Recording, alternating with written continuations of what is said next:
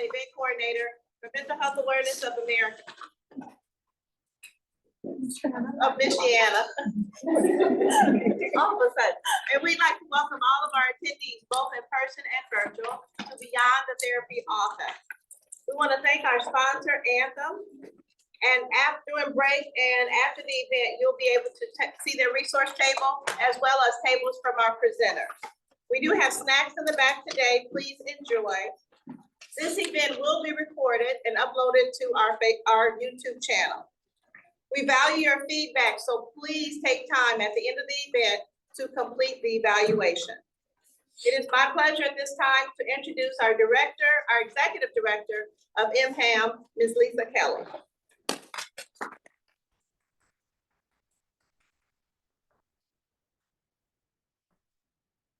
We think that this may not be working super well, so hopefully I will project as well as Jan. I'm so delighted that everyone is here. We had about 87 people register and about 30 of them are online, so we welcome the virtual audience.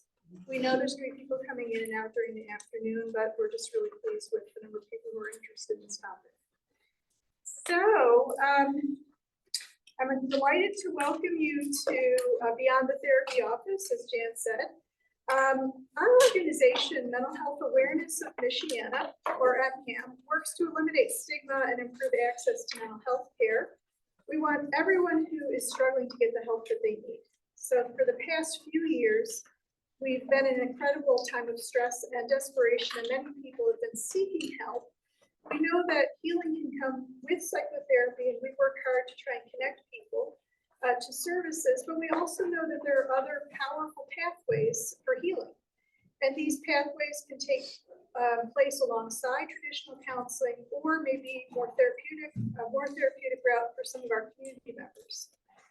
We'll hear presentations today about a variety of modalities. We've invited individuals and organizations who will speak about how peer support and mentoring build supportive relationships and the healing that comes from those connections. We've also included some maybe less familiar modalities. Some people are familiar with yoga. In fact, a lot of people probably are, but may not be as familiar with the benefits of restorative yoga. Many of us feel ambivalently about technology and how dependent younger generations are on technology, but we're including a presentation on the use of virtual reality because different generations access help in different ways, and virtual reality may improve access to therapeutic content. You'll hopefully be able to attend some of our breakout sessions this afternoon and try some of these yourself. We have a very exciting afternoon ahead of us. So we thank you for being here. And I am delighted to introduce Dr. Adell, who I saw standing there a minute ago. Dr. Larrier is a professor in the Department of Counseling and Human Services at the School of Education. She has served as department chair for 8 years. She's a licensed professional counselor, a board certified coach, a national certified school counselor, a national certified counselor with over 30 years in mental health, counseling, social work, school counseling, and education. Dr. Larrier is dedicated to transforming individuals, institutions, and communities through partnership and advocacy. She champions the marginalized, focusing on relationship capacity, building under her maxim, every piece matters. Her work in counseling, emphasizing culturally conscious, inclusive, and responsive mental health education and practice, has gained regional, national, and international recognition. Dr. Larrier is the founding president of GC SCORED, which focuses on revolutionizing mental health education and practice locally and globally. She developed the Cultivating Seeds System Framework and the Rumor Time process, innovative approaches to mental health utilizing agriculture and nature analogies. These frameworks have been implemented internationally, including by UNICEF in the Eastern Caribbean. Dr. Larrier also launched a transdisciplinary journal, a virtual wellness platform, and an online course platform aimed at engaging, educating, equipping, and empowering individuals and communities to become effective and culturally conscious problem solvers. She's a recipient of the EAR grant and actively teaches at Indiana University South Bend, contributing significantly to education, business, and wellness sectors. So we welcome you, Dr. Larrier. Please join me.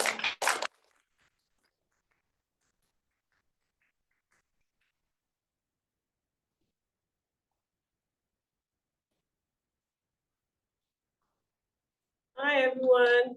Hi. Oh, my goodness. You guys hungry? You're hungry? Okay, let's do a better job than that. When I say hi, you say hey, okay? Hello, everyone. Hey. That's better, that's better. That helps the speakers to not feel as stressed. You know, I am, what's coming up?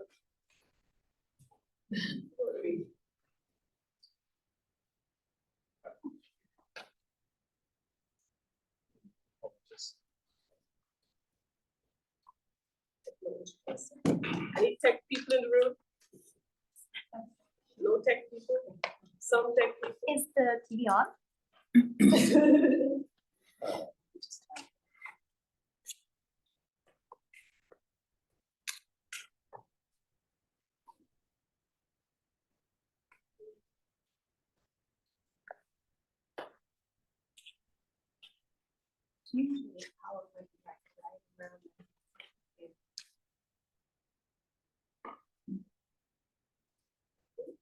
Can you call that number? There you go. Something came on. What about that number behind you? Yeah. Oh, You there you got go. it?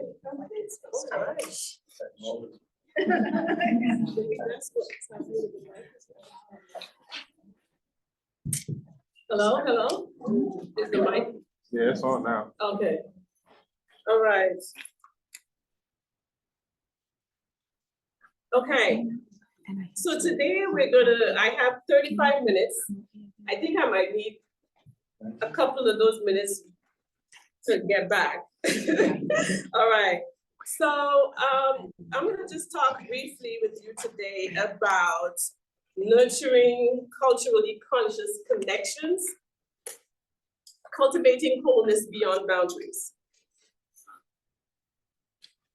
Let me sort myself out here. And I don't know if you're hearing this, but this is my fan. I am in the stage of life where I have my personal summers in the dead of winter. So I speak one of my students here, and she knows. She is very familiar with this fan. So I hope it's not distracting, but I need it so that I don't pass out. All right.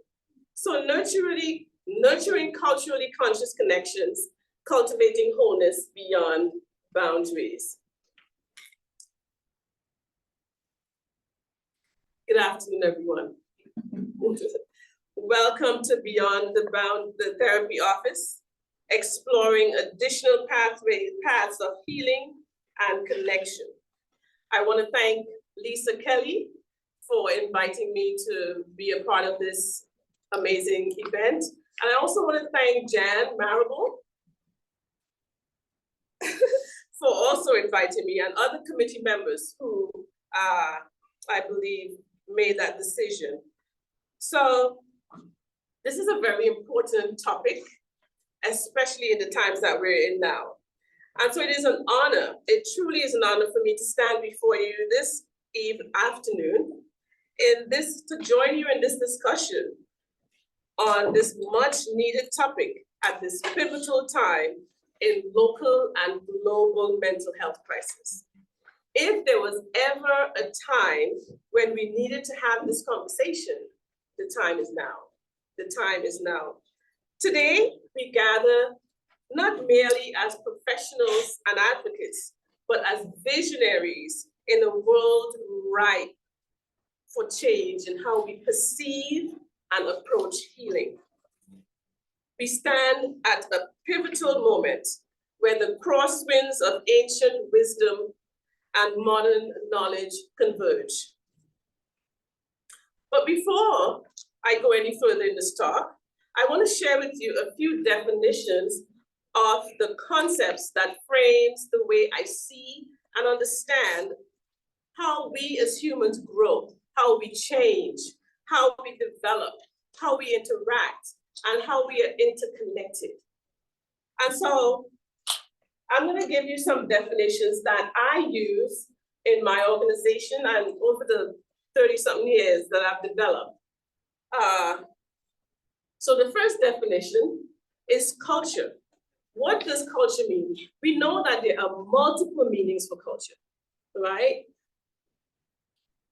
Culture is, according to me, and GC Scored, culture is a dynamic, ever-changing ecosystem of beliefs, practices, and social behaviors that forms a community's collective identity and wisdom, reflecting the intricacies of human relationships and interactions.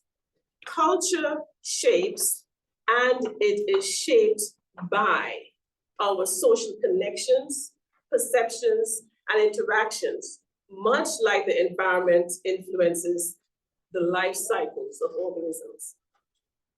Now, I could do a whole lecture on just this, but because I don't have that kind of time, we're gonna just hit the high points and keep it moving. All right, so one of the infographics that I use is this seen and unseen of culture. 10% of culture is observable, only 10. 90% of culture is unobservable. So if you take a quick look at this, what we get all twisted about is just 10%. Only 10% is what we have culture wars about. 90% of who we are is unseen, and it informs what happens in the scene. Another word, another definition I want us to talk about this afternoon is culturally conscious.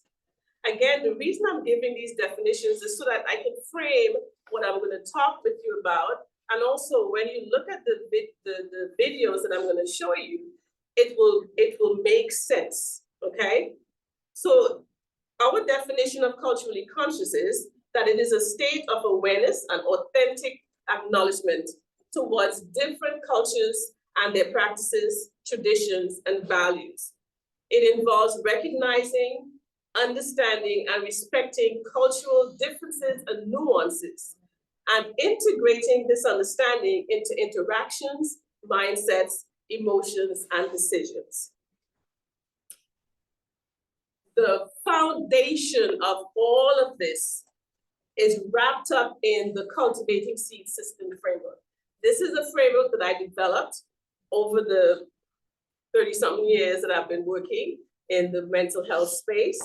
And CSS is an organizing framework that gives context, it gives order and meaning to information obtained about the client's background. It is a multi-theoretical framework that uses relationship cultivation strategies or competencies and the social determinants of a person's life course to explain the why, the what, and the root of human behavior. It also identifies the culturally responsive approach, which is the Rumor Time process, part of this Cultivating Seed System, to engage, educate, equip, and empower individuals as they renew their minds, transform their lives, and create safer and socially connected communities.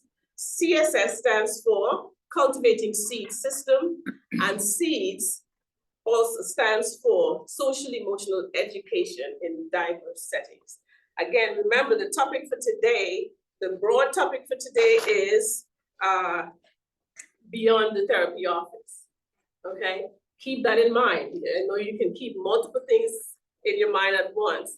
We're talking about new and different ways of showing up for your clients and for the community, all right? So it may stretch you a little bit, but roll with me. You guys can roll with me? All right, let's keep it moving. Okay, so the Rumor Time process, that is an acronym. Rumor Time is an acronym.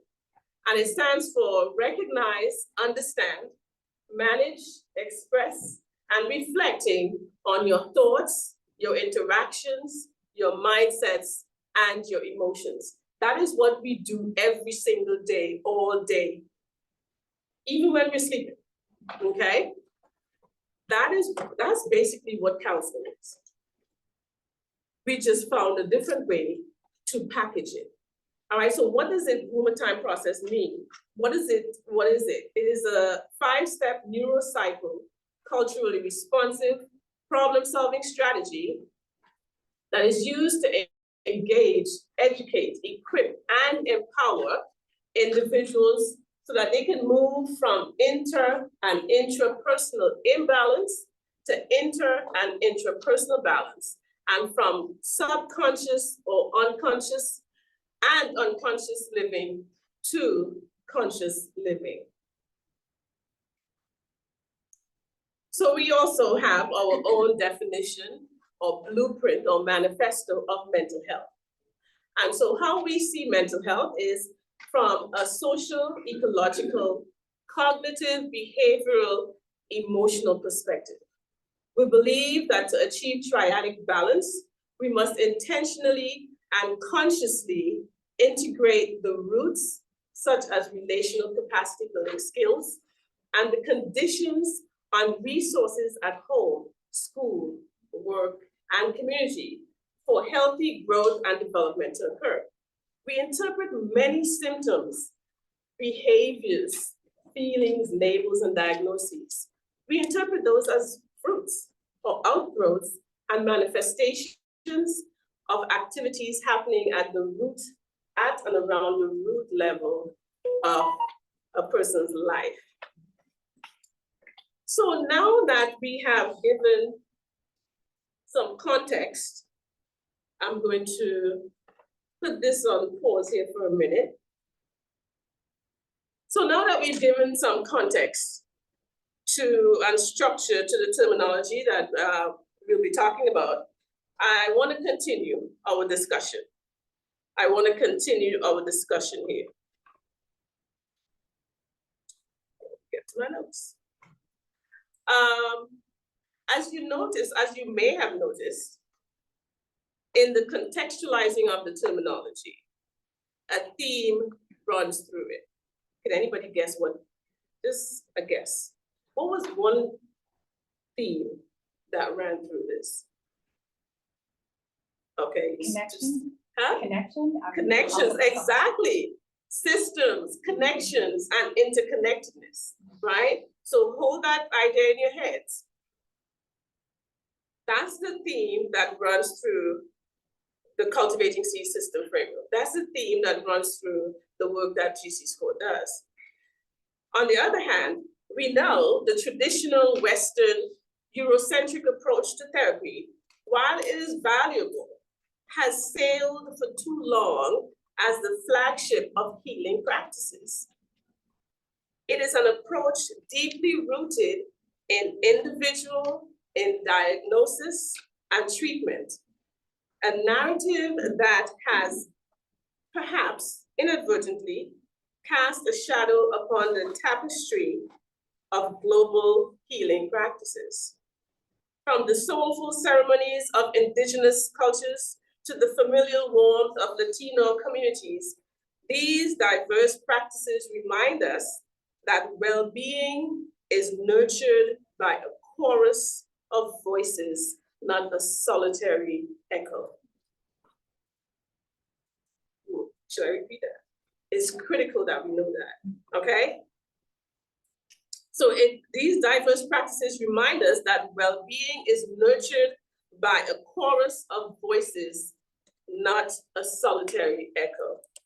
The Cultivating C System framework and the Rheumatoid process represent our commitment to broadening the narrative. CSS is not merely an organizing framework. It is a commitment to understanding the why, the what, and the roots of our behaviors through the lens of social, emotional, relationship cultivation strategies. It acknowledges the social determinants of life as crucial factors in shaping our personal and communal well-being. Allow me to share with you the first of a few powerful testimonials that bring to life the real-time impact of the rheumatoid process. And this is a quote. Because of the rheumatoid process, this is from Naomi.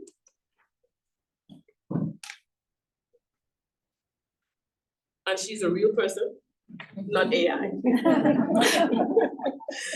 Because of the rheumatoid process, I would like to share my mental health journey with you because it has shaped my entire life from birth to current.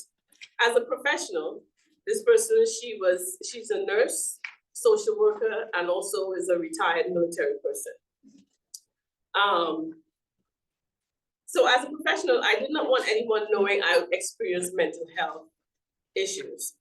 I felt like I would be stigmatized, labeled, or even denied professional positions that I was and am capable of performing. I am extremely thankful for the rheumatoid process, once again helping me to work through this time so I can understand and manage my time. Time meaning thoughts, interactions, mindsets, and emotions.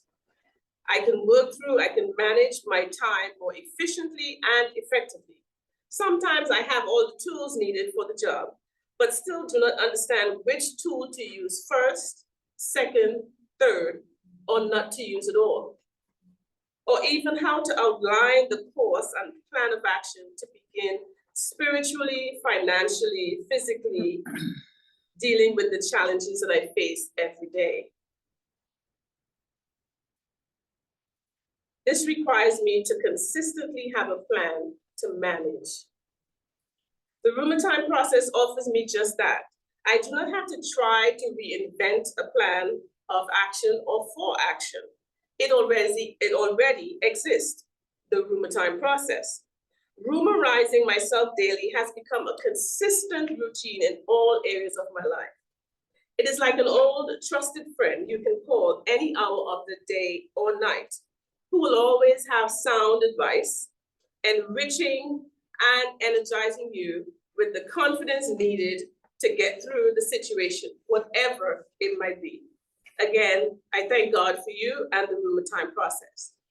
This poignant account speaks volumes about the transformative power of the rheumatoid process. It speaks to the need for alternatives that empower individuals to manage their mental health proactively rather than reactively. In our research study of the CSS framework and the rheumatoid process, conducted and published in 2022, we found that practitioners gained confidence, especially in dealing with trauma and adverse childhood experiences when they utilized the CSS framework and the rheumatoid process. And you can get information on the studies, it's a table also on our website.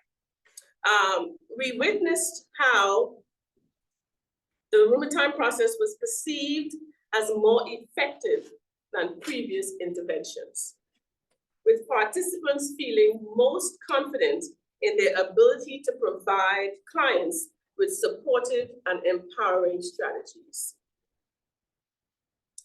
In the next few moments, I will share with you some more testimonials of the diversity, relatability, scalability, inclusivity,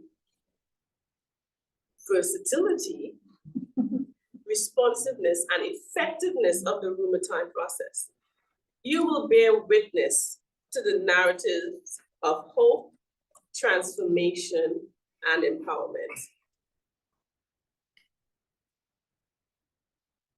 The rheumatoid process, like Dubai's astonishing rise from the desert sands, offers an oasis of support and empowerment in the mental health desert that many of us find ourselves and our clients.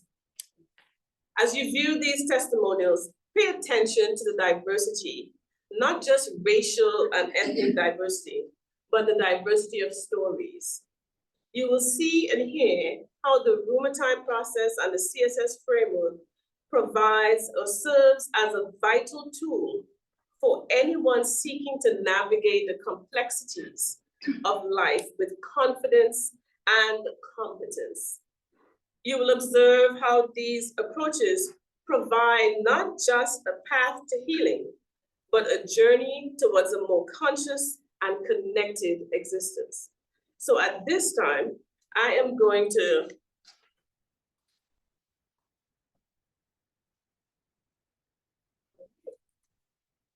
play this video. It's a compilation of multiple, oh good, yes. Multiple clients and events, and these are testimonials of people's experiences with the rheumatoid process, okay? And it's global, so you have people from different countries.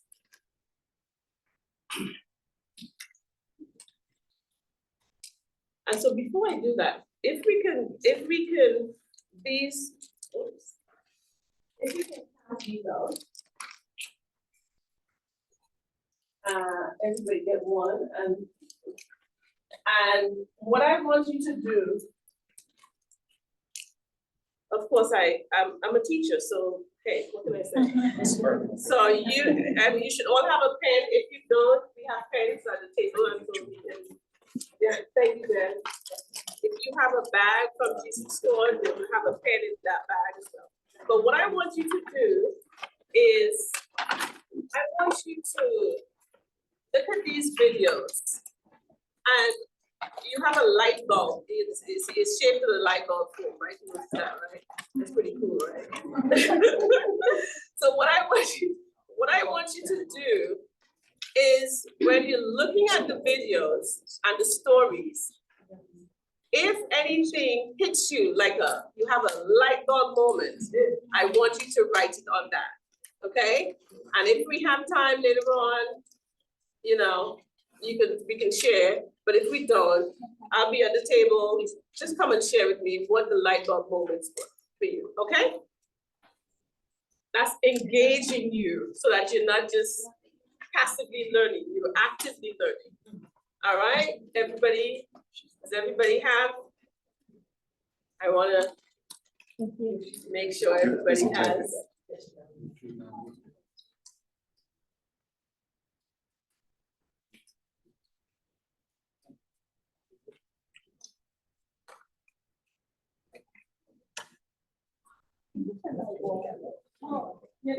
Everybody, it's a light bulb.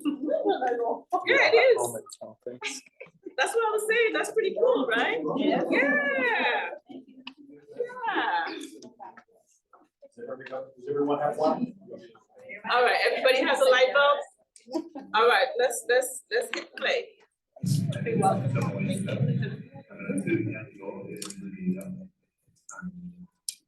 I have been very really impacted by the sessions with you, Jesus School. They have helped me to understand things about myself that I did not know before.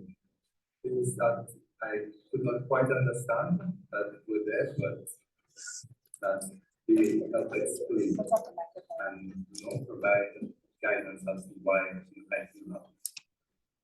They've also helped with my professional development in the way that I work in a team, especially in the office that I do with other workers and staff. The advice they provided will be beneficial for years. My name is Kim George. I'm an attorney at law and I've been practicing law for the past 23 years. This session today has been useful for us as a team. We're a team of 3 attorneys and 7 support staff members. Because what it's really done for us is to provide us with a safe space to discuss issues that affect and impact the organization that we do not have the time to address. And quite frankly, we have time to address. We don't have the resources that we do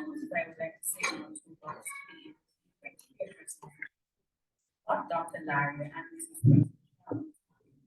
Very easily assisted us in doing is to provide us with the tools that we needed to address these issues and to make sure that the organization was really positioned to transition to its next phase. I'd like to very grateful. It's been an enjoyable experience and very glad to be here. GC School and to encourage them to continue to do what they do. The past 2 days were amazing. Actually, my light bulb moment for day 2 said rumor time was an awesome time. And that's how I feel from then to now. Thank you, Yvonne. This is actually something that can apply to anyone, I feel like. So it's been a learning opportunity, and I'm wishing that my sister was along with this because we're both parents, and I just think it would be helpful for basically anyone as a parent, try to help your kid know how to deal with emotions. Yeah. I'm gonna have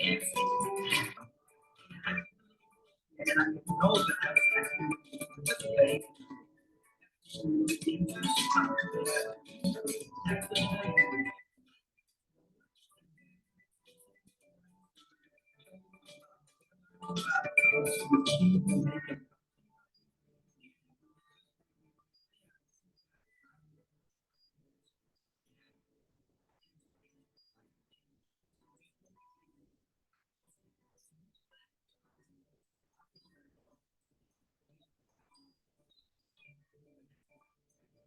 There's actually a great process of getting somebody to take it from just something that's inside to getting it in a tangible form, getting it out from just being an internal thought to now it's external, it's out. It's now shared in a way, even if it's not fully shared and nobody else sees it, it's no longer just one place.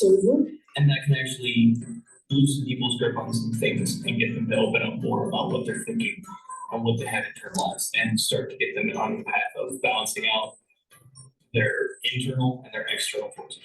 What have I learned in camp about rumor time?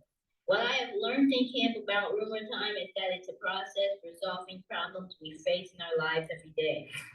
Well, just what we said, I think that we have to do. It's a lot to be done. We cannot be afraid of change. We have to understand that things will not work. That's right. And we have to embrace new ideas, like we embrace diversity, like we embrace multicultural differences. We have to embrace new changes in the things that are important in life, and to which students and children, they are the. Tell us about your experiences as you included the extended learning activities or opportunities. What was that like for you guys? For me, that was kind of difficult. I'm a processor, but not a verbal processor. So Terry's a verbal processor. And so we would leave knowing that we wanted to do this work on ourselves. And I'm in my head, and she's verbalizing. And, we've been together almost 22 years. So we have a lot of common life experiences. We talk and share a lot. And so for me then, I'm trying to process for myself. And writing is not my favorite thing to do. And I didn't bring a computer, but so I was just kind of outlining things, and then I would go to sleep and kind of dream about things and process things, and then come back in the morning to do some more work or to reflect on what I've done and so on. Okay. Yeah, and so for me, even though, we met from this time to this time, I actually worked from this time till the next time, either verbally processing things, writing things, doing things on my computer, the workshop did not end at the end of the day for me, and I continued to process things. And even at that moment when I thought, okay, I think I've got everything, then I come to another group, and it's like, oh, I have some more stuff I need, you know, I need to keep digging a little more. Right. Yeah, so it really challenged me to keep looking, keep making connections.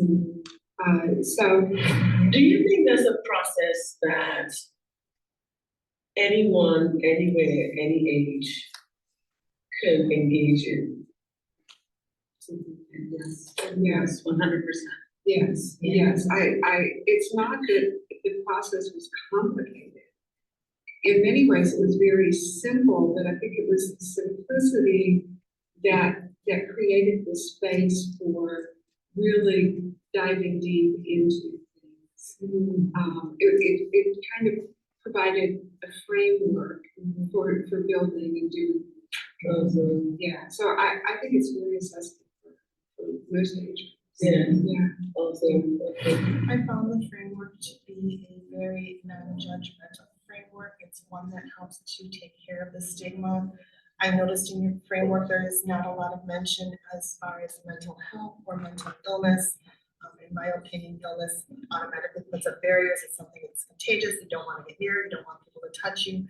Whereas social emotional needs allows people to express what they're going through and what they're feeling without feeling like they've already been judged, labeled, deemed as not necessary to society or a burden on society. This allows people to talk about what they need in a way that they can do it, so it's not. So I was a smoker before the classes. Even when I first started taking the classes, I was smoking. So my biggest getaway, my biggest coping mechanism, my biggest aid or rescuer, however you want to call it, was for me to slide or slip away and smoke. And I would smoke my problems away, smoke my emotions away, smoke my issues away, smoke my interactions with people that I did not like away. So it has definitely made a huge impact, because in the process of me putting the Black and Miles down, like I have to face the issue. So it was like a comfort. Me smoking, it would comfort me. It made me feel safe. You know, I was able to put it away on the shelf for a second and then come back to it after I took that breath. You know what I mean?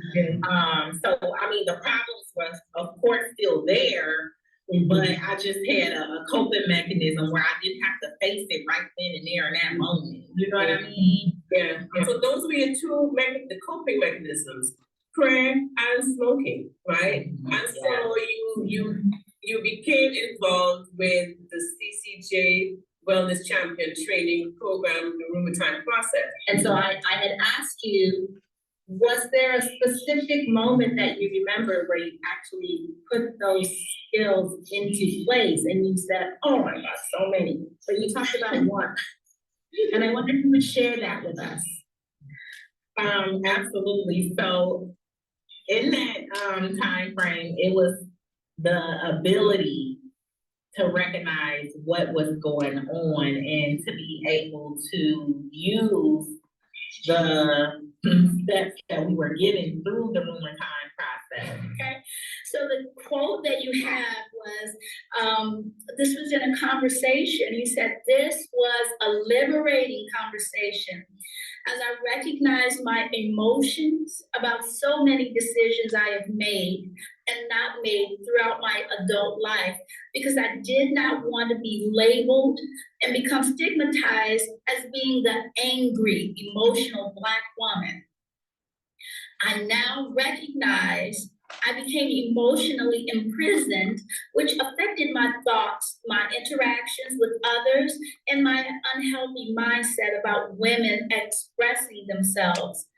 I now recognize and understand why I was so introverted, denied myself of opportunities and decisions that would and could have benefited me, always placed myself last, and was more compliant to others' suggestions, meaning denying my own when interacting.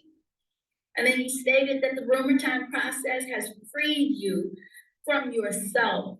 Now that's deep. It freed you from yourself and the internal mental prison of your time. It was liberating to you. Yes, it definitely was. Those are powerful words. And the rumor time, thanks so much for reading that. The rumor time process was what gave me or empowered me, I should say, to be able to write that down and use those words because it was so applicable. And right as I was getting ready, it was getting closer to me to prepare my speech for this year's speech to his company, my Equal Employment Opportunity speech to his company. And I just also started my reading of the rumor time process. And I came across this quote, behind every behavior is a belief.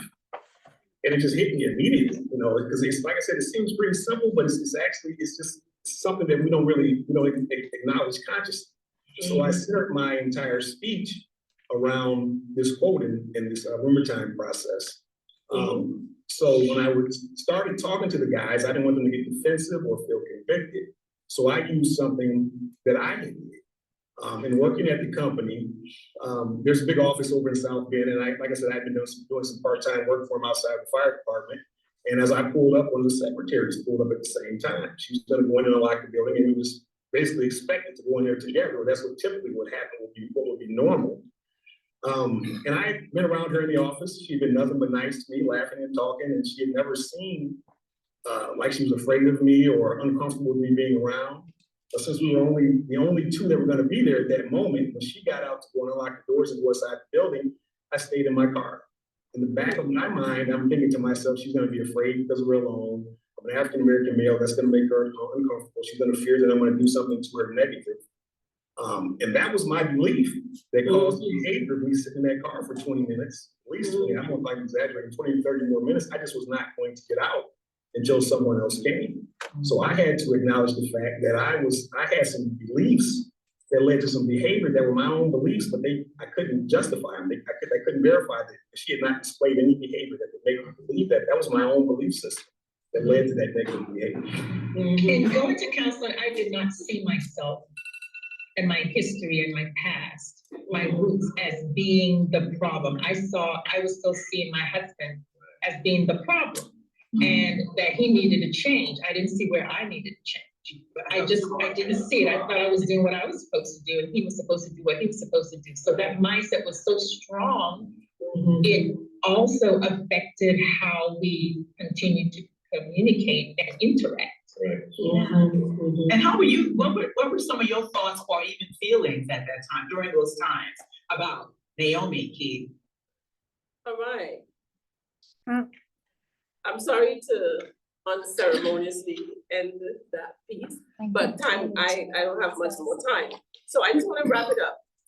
So what I wanted you to see here today is the diversity. We had attorneys across the world in the Caribbean.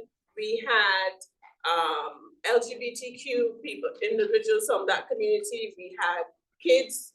We had individuals who were smokers. We have couples. We have, the room and time process. We're talking about beyond the therapy office. This is beyond the therapy office. This works. And I just want you to see the benefits of that. So this is just the tip of the iceberg.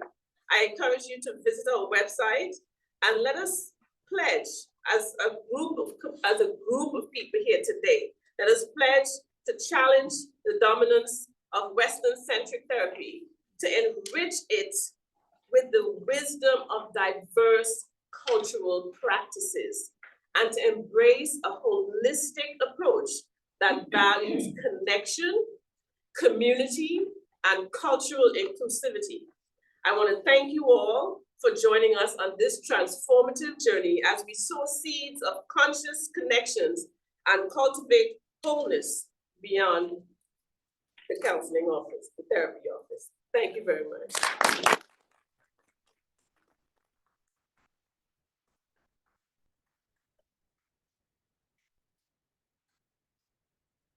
So thankful that Dr. Larrier is here. And please stop by the table.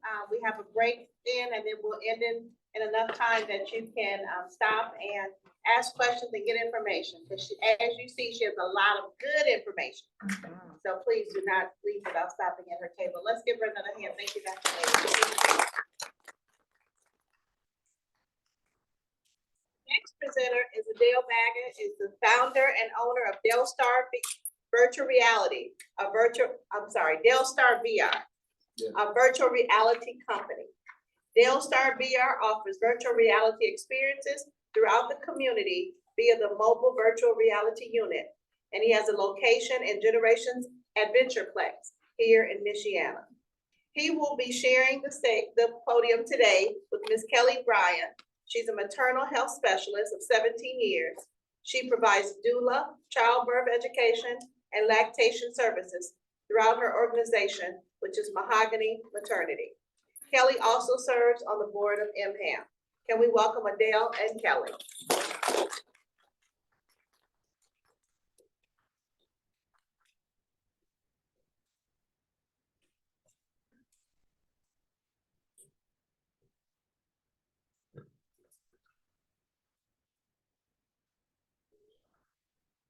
Good afternoon. Hey. Good afternoon. Hey. Thank you for joining us, Adell. All right, I'm excited about this. This is really new for me. I am not tech, don't know much about technology, so I'm really interested in all you have to say and share with us. So tell us what inspired you to found Dellstar VR? So during COVID, I ended up losing my job. I was working at a Fortune 500 electric company. They do supply electrical equipment. And so in losing my job, I just really wanted to take advantage of that time that everybody in the world was like shut down, right, and learn something new. And so I've always been an entrepreneur mindset. And so I just decided to invest in myself. And VR was I've always been a techie. And so that was just for me, the natural state of how it went down. That's interesting. I think COVID did a lot of that for us. That's really interesting to do that. Probably wasn't easy. So you mentioned earlier in our talks that Dellstar VR is evolving. Can you tell us about that? Yeah, so originally when I opened up, I just wanted to have a lifestyle business where I just make some money, have something to pass down to my kids. But before I actually even started my company, I started to really take my mental health very seriously. So I've struggled with depression, anxiety since I was a kid, since I was as young as I can remember, 5. Right? And so in going to therapy, it really kind of gave me the confidence and push to actually go into to follow my dream, the best of myself. So yeah, that's how things transpired. Okay, that's interesting. And so we discussed previously, like you said, the emotional attachment to the name Dellstar VR. Can you tell us about that? Yeah, so I'm not originally from South Bend. I'm originally from California. I was born on a military base. My parents, they ended up getting divorced, and they sent us here, me and my brother and sisters, to South Bend to say we live with my grandparents. And in that process, I didn't know these people, right? I didn't know my grandparents. I didn't know my cousins. So you can imagine the type of trauma that kind of inflicted on a 5-year-old, to lose his mom, his dad, all in one life. And so at some point in time, I ended up going back. I've been longing for my father, right? So I ended up going for a summer and staying with my father. And so I had a project where I had to create whatever the project was. I had to do it in a newspaper form, right? So, and he, by working on, I don't know what they had there, but he worked on Houston military. So they had a press room. So he ended up pressing it out as a newspaper. And on the newspaper, it said Dellstar Herald, right? And so me longing for my parents, going through that whole traumatic situation of not having them in my life for 10, 15 years, it really stuck to me. And so that was my moniker. And everything I did had Dellstar on it, so kind of translated to my company. That's a beautiful story. So even just starting out, the pivot in COVID from losing your job to creating this organization. This organization now having the name that really kind of was reformative or just kind of a beautiful thing for you in that moment. So Yeah, and so it was bittersweet because like obviously I still have some trauma like with my father leaving and stuff like that. But like any kid, I don't care if you're 50, 67, you're gonna always long for that connection with your parents. So by him doing that and me expecting him not to show up, because he ended up coming late, right? So I'm like, he's gonna let me down again, right? And so, but he ended up showing up and had a newspaper with the Dellstar Herald, and it just stuck with me. So it's amazing how those moments become transformative, right? And you lean back on that even as a grown man and use this in your business. So how do you see virtual reality reaching over into the mental health spaces? Yeah, so it was very it wasn't the path that I was trying to seek out at originally, right? So Dellstar VR operated as an entertainment gaming company, right? So you come, you play games, and you leave, right? And so, but in the process of me becoming an entrepreneur, taking my mental health seriously, learning some of the things that like on my triggers and stuff like that, I was using VR as like a tool, right? So I would work out in VR, I would socialize in VR because I'm an introvert and I deal with anxiety. So it was a lot easier for me to do it in those spaces. But the coolest part about it was when I would express it to my therapist, she ended up getting a headset, right? She's like, man, that's cool. She only got it because she wanted to watch movies, right? but she was like, it's dope, right? Because she would like give me assignments, like, okay, so you went to this space with all these people, like go in there and spark up a conversation or whatever. So like I would go into these virtual spaces and it would be like really dope loft spaces or cabins, and like people are in there having full-blown parties. Like, but they're all avatars, right? It's music playing, and people are over here having a conversation, people over there having a conversation. And so she was like, yeah, utilize that, right? So she would push me to go into those spaces and interact, right? You know what I mean? So, yeah, and so like in doing that, I was like, she got a headset. I was like, well, we can have a session, right? And so she was like, set it up. So I ended up setting it up when we had a session, and we were in this like luxury cabin. It was a fireplace, a huge sectional couch, a little Roomba on the floor, vacuuming, right? It's so immersive. It's extremely immersive, right? You can move around in space. You can actually project like outside content. So if you connect your like your PC and your laptop to that environment, you can project content into that space, right? And so we had a whole session in VR, and that's in the book. Like I was like, this could be major, especially for like for kids, right? Because and after the session, we were kind of talking, and I asked her because I was like, the bulb already came on, right? I knew what I was going to do, so I was like, "Well, I got you here. What do you see? Like for you as a therapist, like what do you see beneficial from what we did?"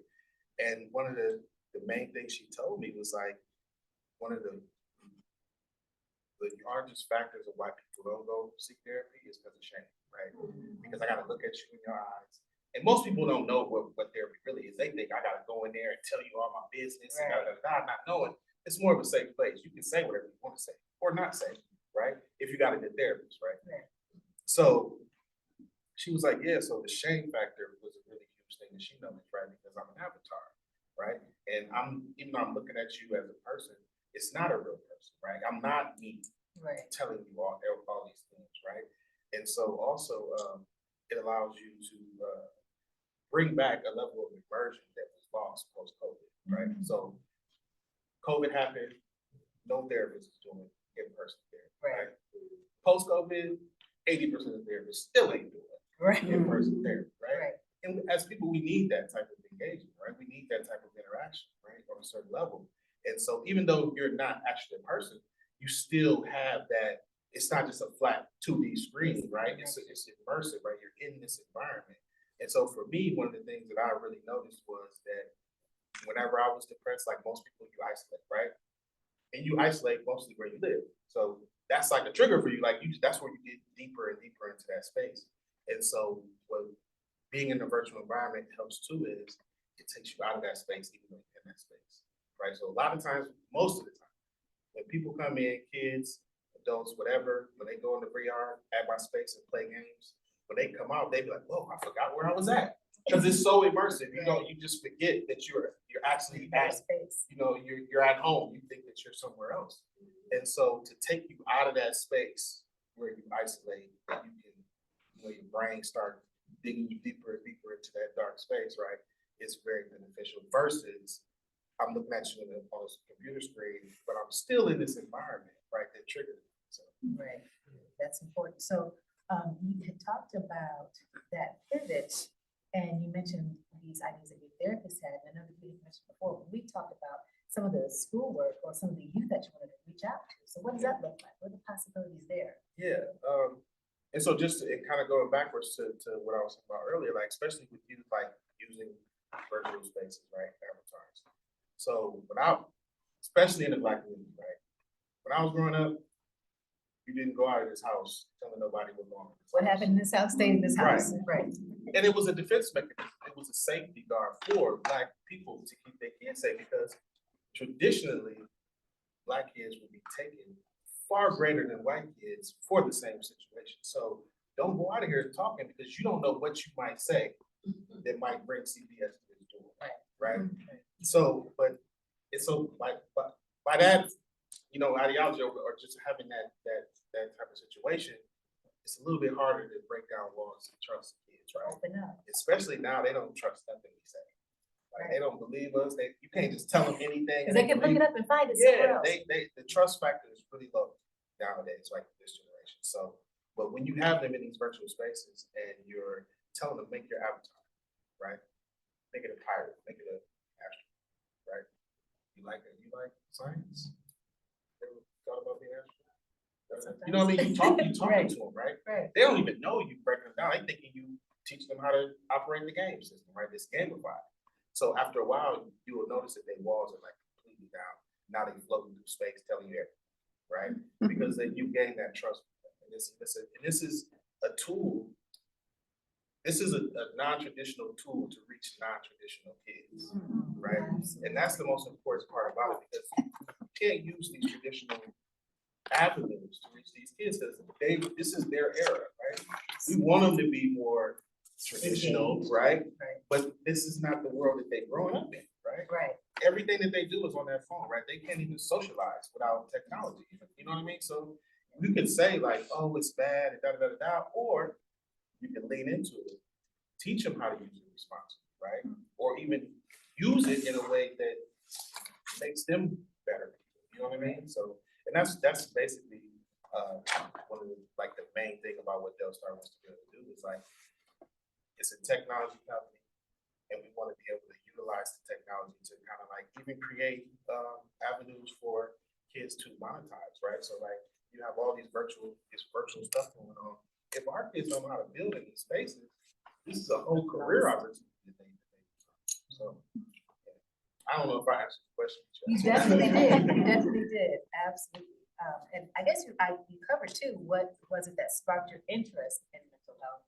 So it was really when you engaged for yourself that you were looking for the support and you found this to be a route where you can use it, right? Yeah. And then, I mean, on top of that, so I've been passionate about sociology and psychology since I was young. Right? So that was that's what made it easy for me to start seeing these different avenues that really be our into, especially when we talk about social emotional learning, putting these kids in these spaces and having these conversations with them in these virtual spaces.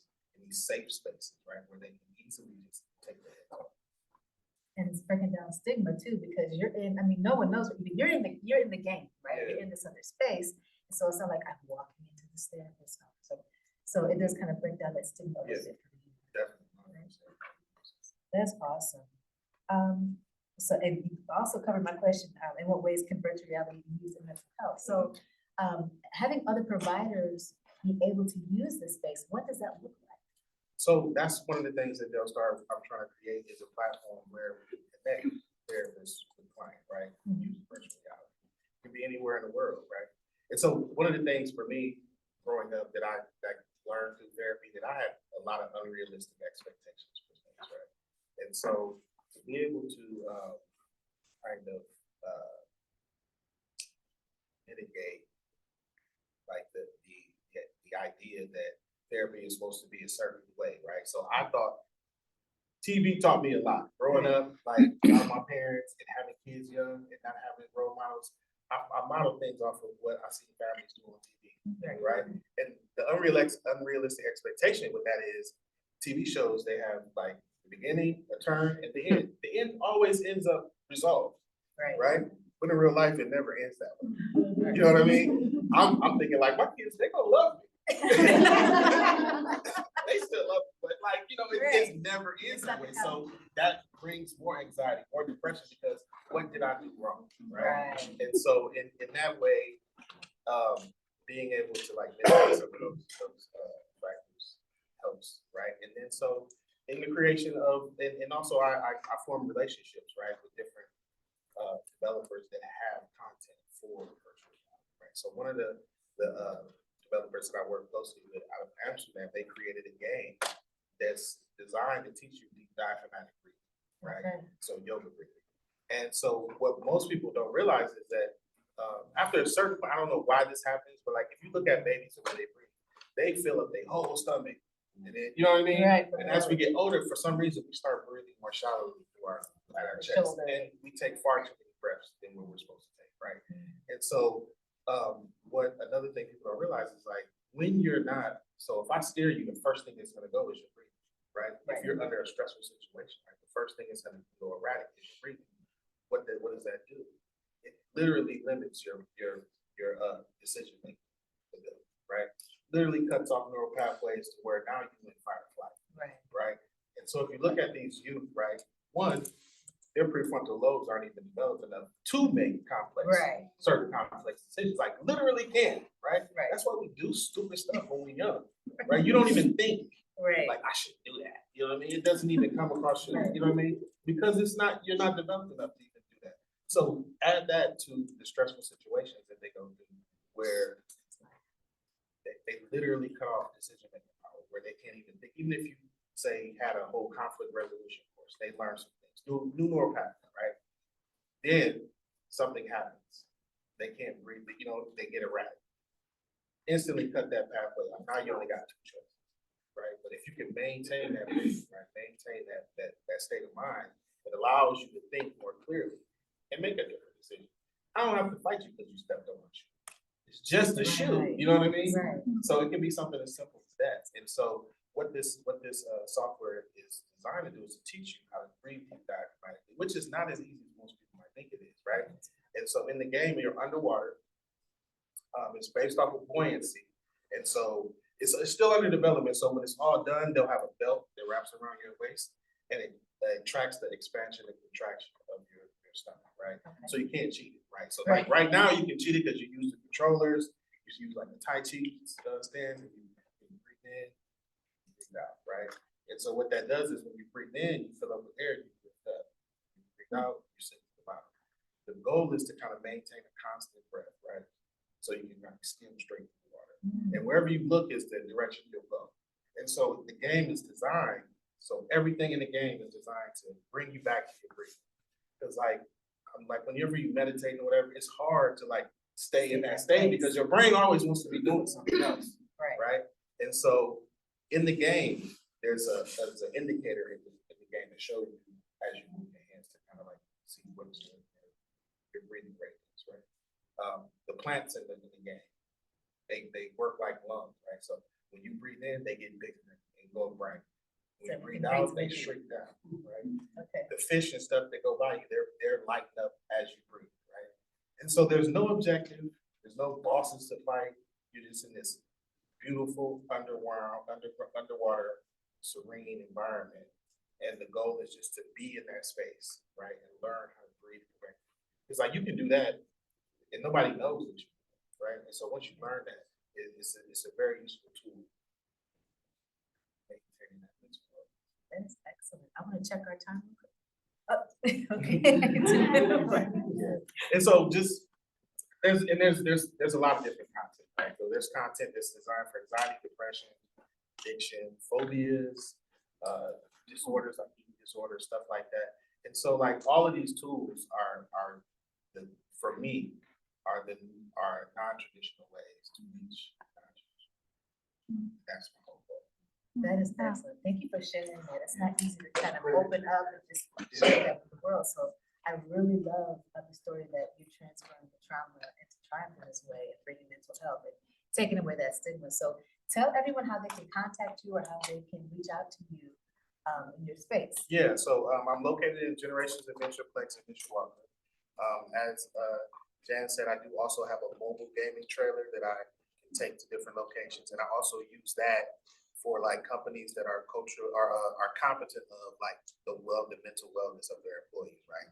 I can pull that trailer up, people can come in and have a mental health break, right? I can take you to London, right, in VR, so you can walk through a park, like anything. I have games that kind of like just take you out of the, the system for a little while. But DellstarVR.com, if you want to reach out to me, and all information is there. And you have a room to. Yes, and I will have a breakout room, so if you want to experience the deep diaphragmatic breathing, I do have that game available, and I do have headsets, so I can put you in those virtual spaces, so you can kind of see how that works. So we can leave here and go to space. Not today.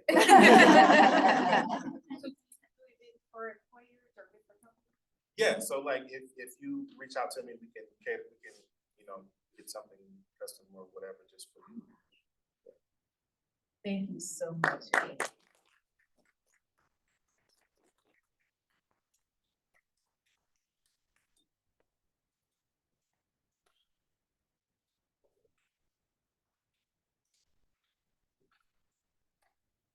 Next presenter is getting set up. Let's give Dellstar another hand. To learn so many different things about beyond the therapy office. So please, please, please stop and see Dr. Larrier, and please go and experience virtual reality. I am not a gamer, and it is probably one of the greatest afternoons I had. Doing some virtual reality. Our next presenter for today is Mr. Michael Williams from Take Heart, who will be presenting on mentoring. Michael is co-founder of Take Heart, an initiative that provides restorative justice and one-on-one mentoring for most at-risk youth. Michael is a circle keeper, is trained in repair of harm, and serves the restorative justice community in many ways. Michael is a recovery coordinator at Paramount School of Excellence, a charter school here in South Bend, Indiana, where he works with students to overcome behaviors that may interfere with their best learning experiences. So Michael from Take Heart will be presenting on mentoring. Let's give him a hand.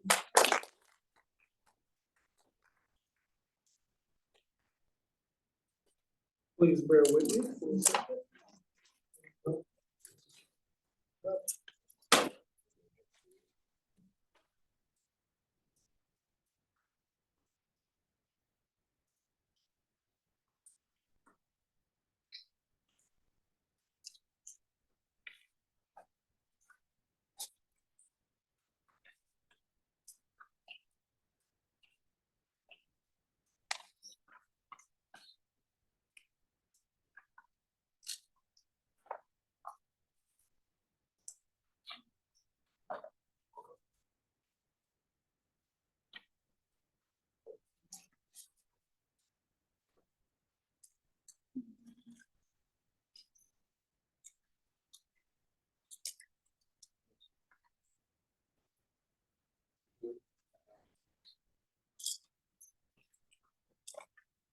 Well, sorry, I couldn't get my PowerPoint up, so I've been chasing around K through 6-year-olds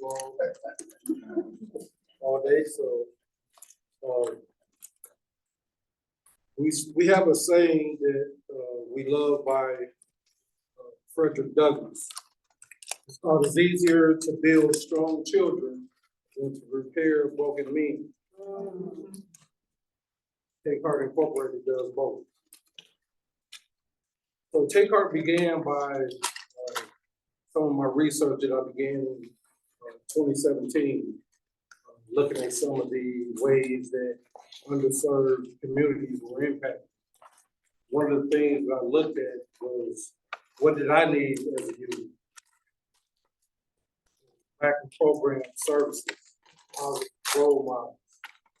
lack of resources and access to programs and resources.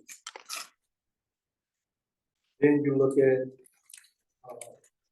the war on drugs, which led to mass incarceration, which led to the school to prison pipeline. The incarceration rate of the United States, we incarcerate 716 people per 100,000. We make up 4.4% of the world population, and we incarcerate 22% of the incarcerated people. That's 1 out of 5 of all incarcerated people in the world, in the United States. Indiana, we incarcerate more people than anybody in the country.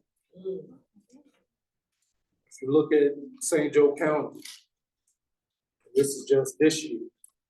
This research here, this was in 2020, has increased tremendously since then.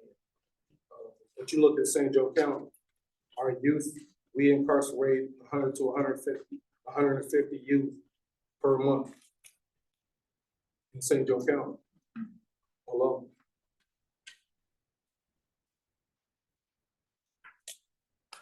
So my research was termed how the endemic failures of multiple American systems function to create vicious cycles of disadvantage and how mentorship strategies serve as solutions for youth. And one of the things I looked at were the 5 core components of the Chapin Hall Family and Youth Research done by the Chicago University. And those components were creating safe spaces. Spaces for the youth to come in and be able to feel safe, to be heard, to be respected and accepted.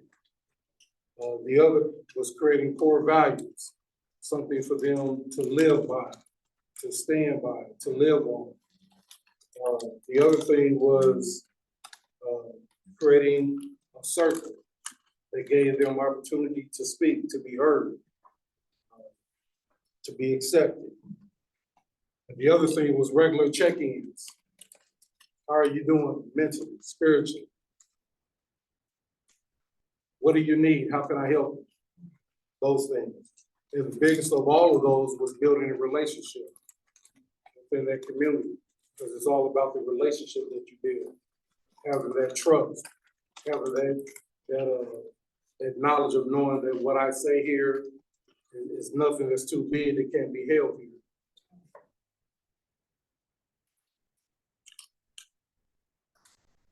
Fast forward to 2023. The OJJDP research caught up to what I had already done. In 2023, they called credible messengers as mentors for the most at-risk youth. So who are the mentors that were needed? Most of our mentors are middle-aged white women, or women in general, who look to serve elementary age children, mostly those who haven't been involved in any crime or involved in the streets.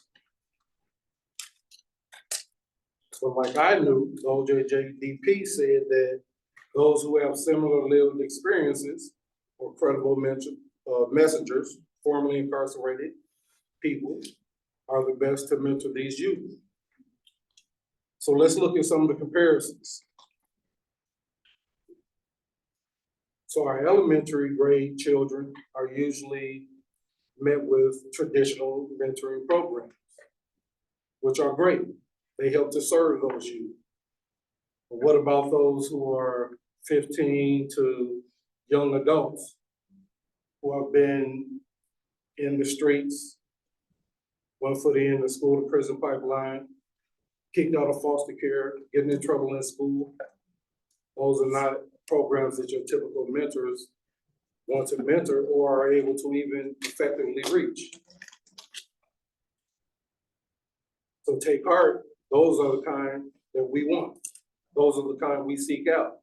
Why? Because those are the ones who has the less resources, the less mentors available to relate, to understand where they come from, those who have been in their shoes. Take Heart Incorporated uses formerly incarcerated men and women, and we train them in restorative justice. So in this process, this is how we build relationships, this is how we build community, this is how we build safe spaces. So that as we come together, it's just as much for the mentor as it is for the mentee, because that's how restorative justice works. It helps to restore all. So what are our youth attracted to? They're attracted to games because they want to feel a part of something. Attracted to the lifestyles that they see in rap videos and TV.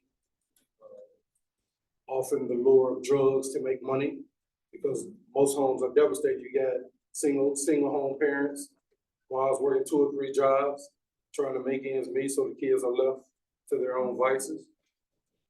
Why? Because of mass incarceration, the man is not in the home, or there's a lack of people who get involved, positive male role models who set a positive example.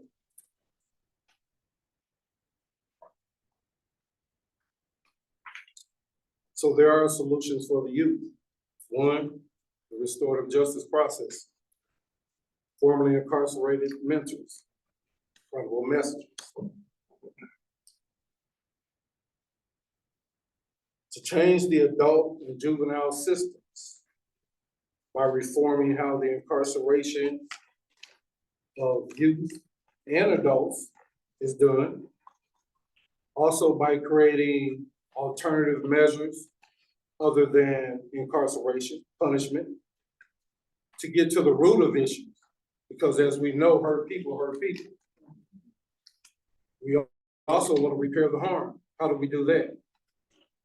By allowing accountability, by allowing the victim to have a say in how they want their justice.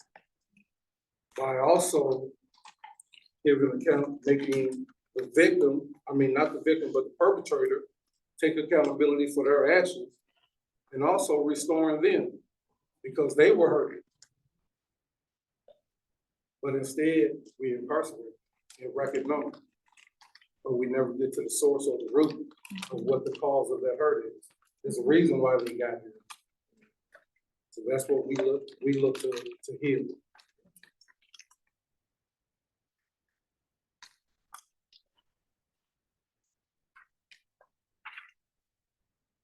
So what does Take Heart provide? We provide restorative justice circles, safe spaces. We have college and career readiness. We do family circles, so we work with the family component as a whole. We do repair of harm, and we also do community awareness events. We're currently working with Rites of Passage. We've been in Woodford Homes for the past 3 years, faithfully. We go into the JJC's Safe Passage every Tuesday. We're in Riley High School every Tuesday. And our most recent adventure is working with the Juvenile Probation Department, where we're taking referrals from them, as well as other referrals from agencies in the community. We are always looking for people who want to be involved with helping spread the word, with helping make a difference, with doing whatever they can, however they can, to be kind, to see formerly incarcerated people in a different lens, seeing the world through a different lens. Because restorative justice is about seeing people differently than what you see on the outside. Repairing the harm. The harm is some of those prejudices that society continues to have with regards to formerly incarcerated people. And they think it's okay to have that. It's okay to have that prejudice. But what they fail to realize is that formerly incarcerated people have value to our community, value to our homes. They are our citizens. So how do we allow that value to be seen? By giving them opportunity, by giving them purpose. by coming around and supporting me. That's all I have today.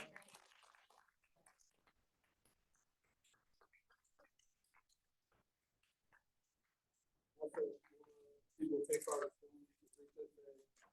takeheartinc.org.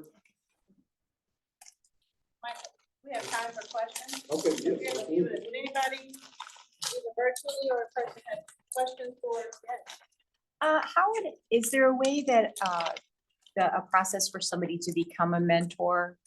Not me, because I'm a middle-aged white woman, but but people that I know from my work that express interest in being able to speak to younger people all the time. But I don't know how they would go about doing that, if you have a criteria for how long they need to have been released or anything like that. So we don't have a criteria as far as how long they have to be released. What we do have is that they can't have a sexual crime or a crime against children. Okay, Those are automatic exclusions. okay. But we accept anyone on a case-by-case basis. Our application is on our Okay. on our website as well. Share your website. Takeheartinc.org. I have some pamphlets over there in the back if you'd like to get some more information. Yes. Michael, speak a little bit more to the credible messengers. Is it just formerly incarcerated, justice involved, drug addicted? Is it all of that? So it's all of that. It's people who have similar lived experiences. It's not just people who've been incarcerated, because we know that some people have done things and not been incarcerated. They've been in life but never got caught. But it's those who have the similar lived experience that can relate to those who are now coming along their path.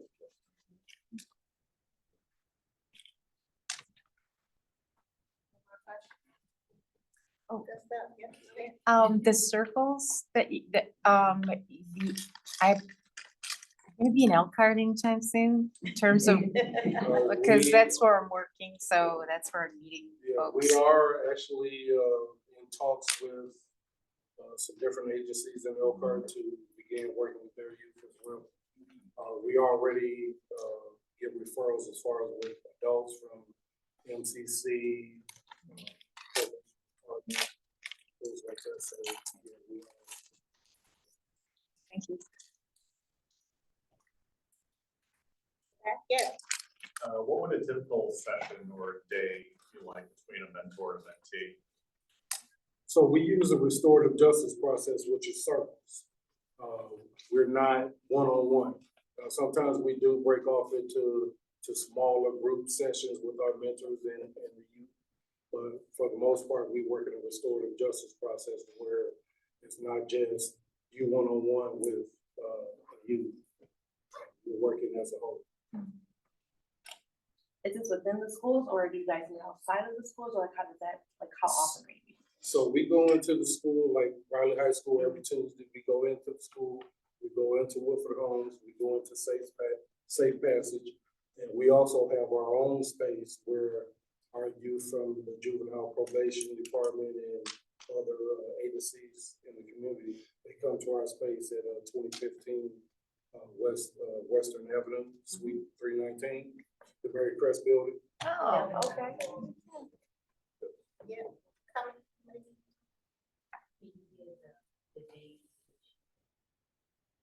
So on Wednesday nights, we do circles for the adults from 6 to 7:30 at the Mary Crest Building.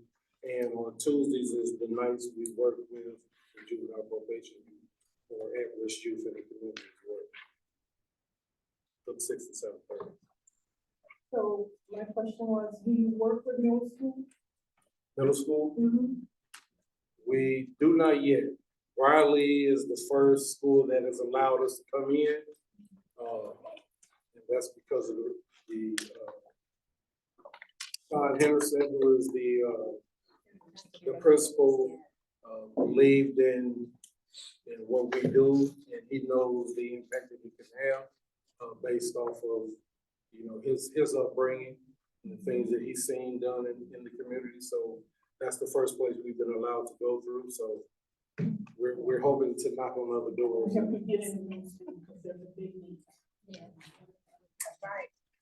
Yeah, can you speak, I know you kind of pressed the time, can you speak to the effectiveness of working with those youth or those families who have been, victims of violence, you know, and how that trauma, and have you had some success working with those individuals as well? Absolutely, so with the family component, a lot of times families don't know how to resolve the conflicts within themselves. So when you bring the family together and you're able to be in a safe space to where the youth can talk to the adult and share, you know, their feelings and their thoughts, and the parent is now enlightened because you're in a space to where you're invited to listen. So the impact has been great. As far as overall with the work in the spaces that we've been going through, we've had one youth that is offended yet in 3 years. Reoffended.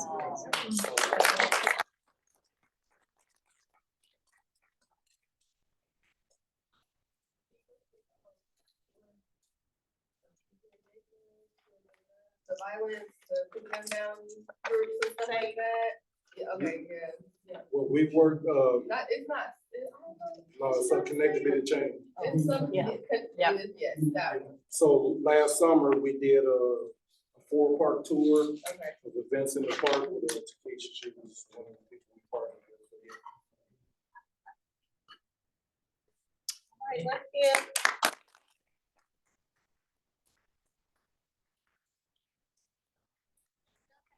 With cards and brochures, you can stop, and right now it's time for a break. You're welcome to visit some of our resource tables, enjoy a snack, and we'll be back at 3:10.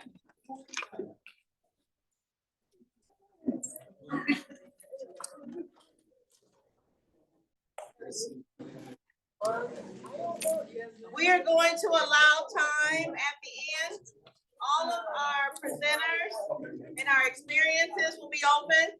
Our goal is to end at 4, and you have 4 to 4:30, go to the tables to experience virtual reality and to experience what our next guest is going to share. So our next presenter is Marian. She is a certified yoga instructor, passionate about restorative yoga. Her teaching comes from within, as this form of yoga has restored her life. Now we have Marian Krizman. For having me here.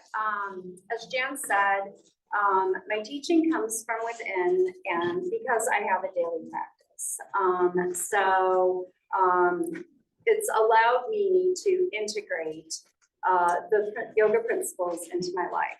And as Lisa had said in the introduction, most people have heard about yoga, or maybe you've taken a yoga class, but I just want to dispel a couple of misconceptions that we in the West have. That either A, yoga is exercise, as you know, it's kind of touted here in the United States, or that it's something woo-woo, that like woo-woo people do. And it's really neither of those.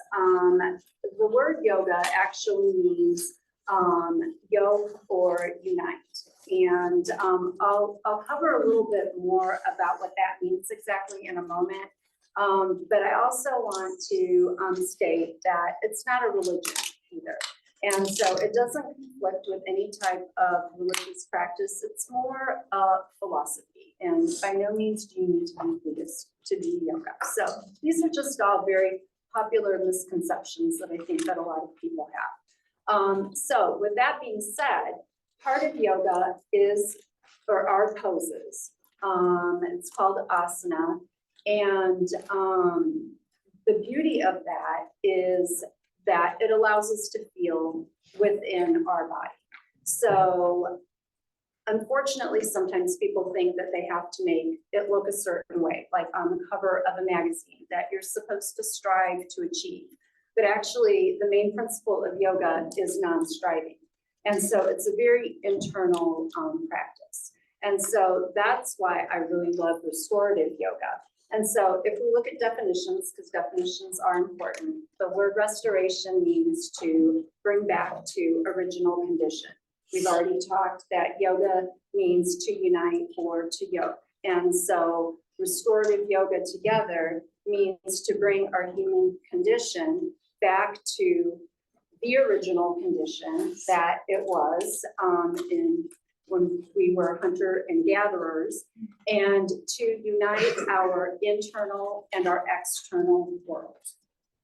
So I'll stop there. Actually, I'm gonna go back a moment.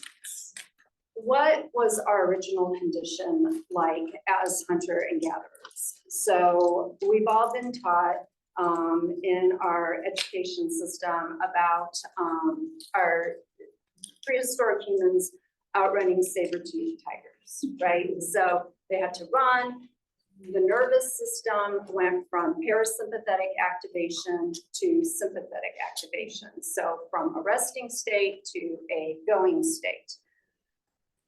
The person outran the saber-toothed tiger. They had no stress in their life, and so they automatically shifted back to resting or parasympathetic state. Fast forward to our current day society. So we have lost our ability to downshift from that sympathetic state and go back to parasympathetic because our world moves so fast, our minds move so fast. We're constantly on social media, we're constantly connected. Our bodies are releasing adrenaline and cortisol. And so we're operating at a level of here, unlike a level of here, which is where we were intended to be.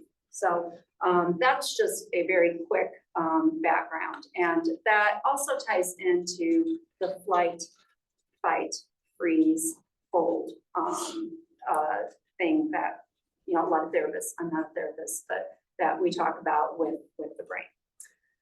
So restorative yoga, what is restorative yoga? Restorative yoga is about resting.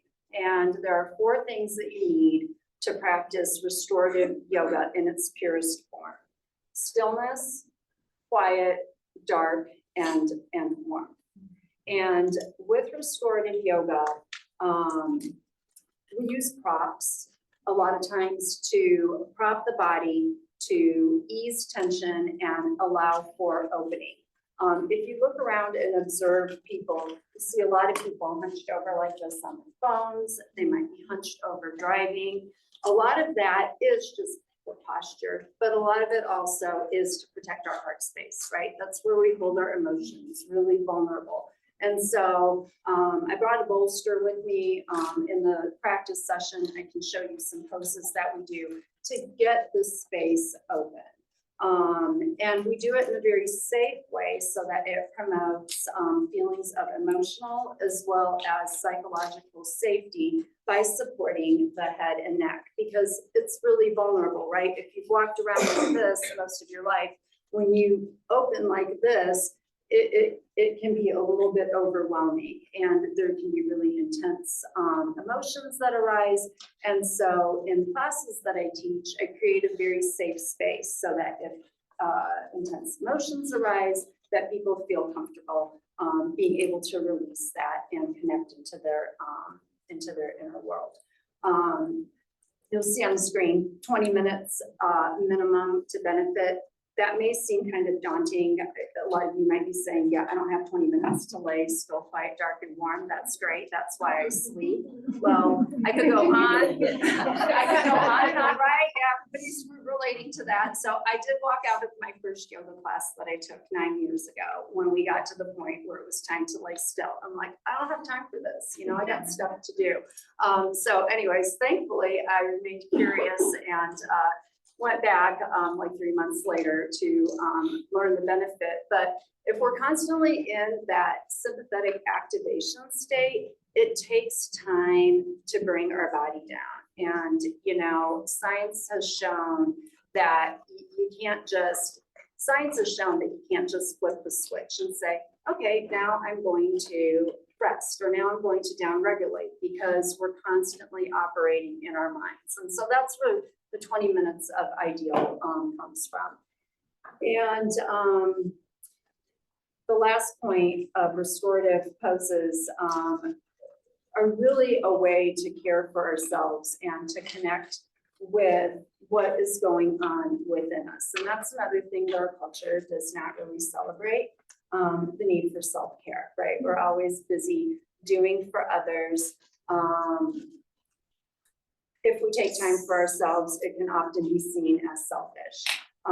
But again, just anecdotally, I've heard from people that the well-being that is created when they take time to rest, it may not be 20 minutes, because maybe you don't have 20 minutes to carve out. It may just be 15 minutes or 5 minutes even, but it shifts something inside of you. And that's what this is all about. And I heard a couple of the presenters this morning talking about feelings of guilt and shame and other tough emotions that reside within our body. And a lot of times we just want to push those down, right? Like, because they're scary.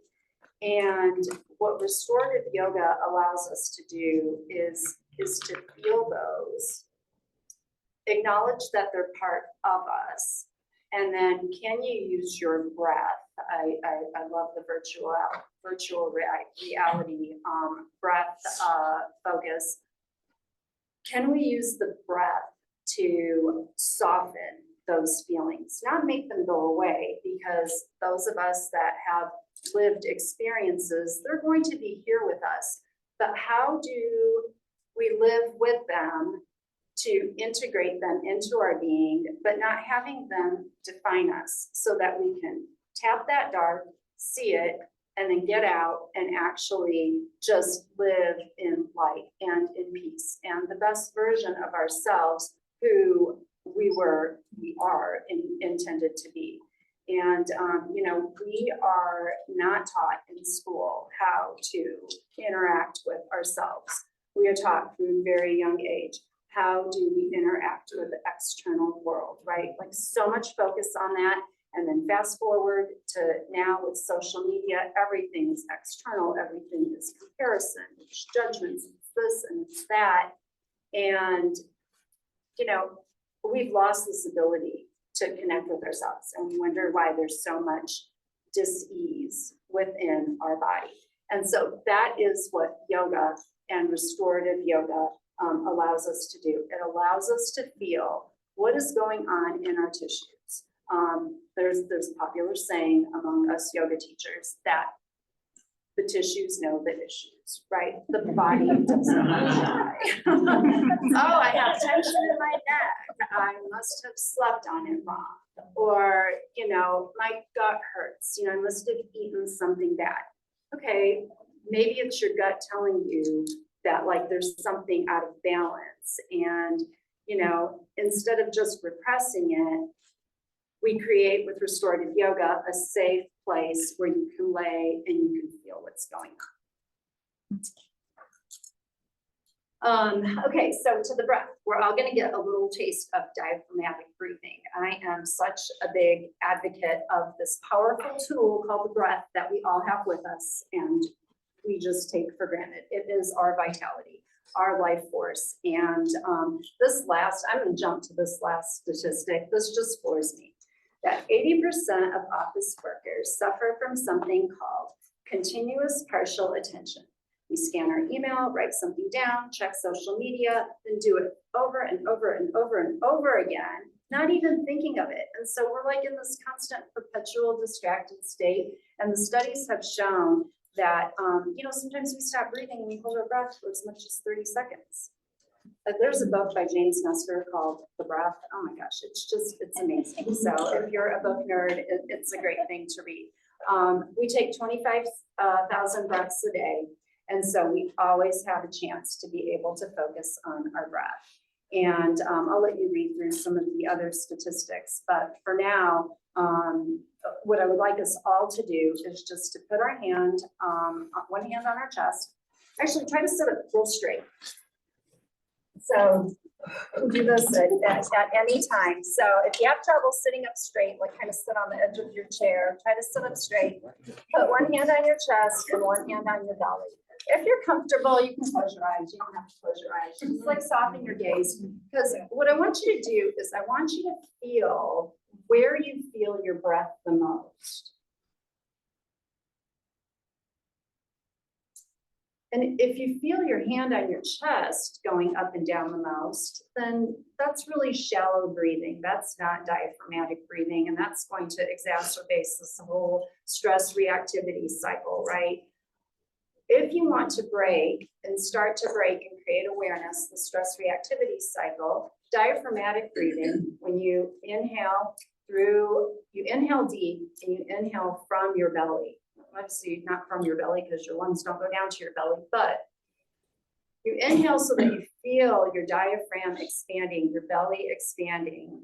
And then on the exhale, there's going to be a retraction of the belly. And even practicing this like a minute a day or whatever, just to bring awareness to the quality of your breath. Because chances are the quality of your breath is directly tied to quality of the energy that's going on in your body. And then that quality is shown to the world. So if you are a shallow breather, I was a reverse breather for probably most of my life, which means that on the inhale, I actually pulled my belly in, and on the exhale, I expanded my belly. That was a red hot mess.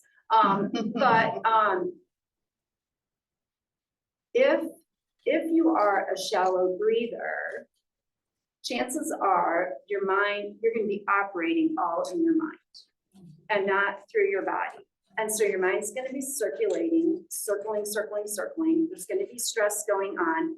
Then you get triggered with something. Maybe you're at Starbucks and the barista gets your latte order wrong, and boom, instead of responding, you react in a not nice way. Or you're stuck by a train, or your spouse says something that you don't like, and you immediately react instead of responding. If we focus on our breath, it just changes everything. Breathe and everything changes. That's another thing that us yoga teachers like to say as well. So that's that with the breath. And the last, actually, there's one other thing that I'll add in is nasal breathing. So something just to draw awareness to, breathing in through the nose and exhaling through the nose as well. Ancient wisdom, the ancients taught their kids to nasal breathe and not mouth breathe. And again, you see a lot of snoring, sleep apnea, stuff like that in society today, and that comes from mouth breathing. So I guess in summary, the benefits of restorative yoga, really yoga, any type of yoga, gentle movement, linking movement to the breath, restorative yoga, especially being still, quiet, dark, and warm, is just awareness of the connection between the body, mind, and the spirit. Softening of the body tension. You know, so many of us hold tension in our jaw and our necks. There's so much chronic pain out there. Can we just breathe into those areas of tension? It's not going to fix it. You still need to go to your doctor. You still need to go to your mental health professional. But can it ease that tension so that when you go to the doctor, when you go and you talk to your therapist, maybe the conversations can be a little bit different. The power of the pause, power of the breath, that's breaking the stress reactivity cycle. So there's a split second in between that trigger and the stimulus that you have like a split second to change whether you're going to react or respond. And just really an increased benefit of overall well-being on the inside, as well as with relationships and with the world. So I think that's all that I have. Oh, I have one more thing. The common misperceptions, because I have a minute or two left. We sort of touched on that first one, that I don't need to rest, I'm too busy, I sleep, that's good enough. for our society as a whole, it's definitely a misperception because medical advancement is at an all-time high in this country, and so is disease. During the day, I rest when I'm scrolling social media, reading email, watching TV. Okay, there's nothing good on TV. Reading email is probably gonna trigger you as well. Now, going back to still, quiet, dark, and warm are the rest principles. And no music for a purist as well, although I don't know, I kind of like Native American flutes, drums, I mean, meditation music, whatnot. And then we talked about it, you know, self-care is just the best thing that we can give the world. And yeah, that's it.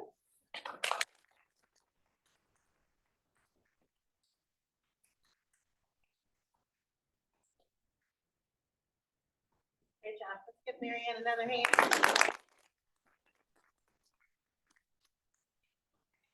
A room will announce at the end. She'll have a room where you can go and experience some restorative yoga if you're interested. So we're excited about that. Our last speaker for today is Mr. Baye Sylvester. Baye is coming. He's an advocate for the oppressed and community grassroots organizer for over 20 years.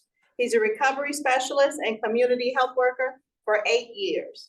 Baye worked alongside other recovery specialists at Oak Lawn Psychiatric Center. And Baye serves the Black community as a part of Imani Unidad Behavioral Health. Give another round of applause for Mr. Baye.